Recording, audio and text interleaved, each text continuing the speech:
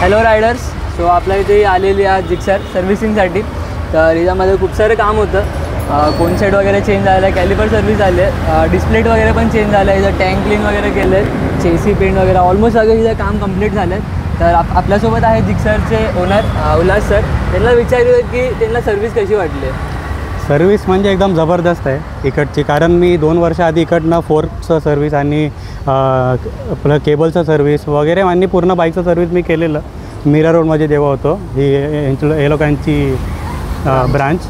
पण आता मी 2-3 वर्षानंतर मी आलो इंडियाला. मग काय झालं की बाईक असंच होती, कोण चालवणारा नव्हतो.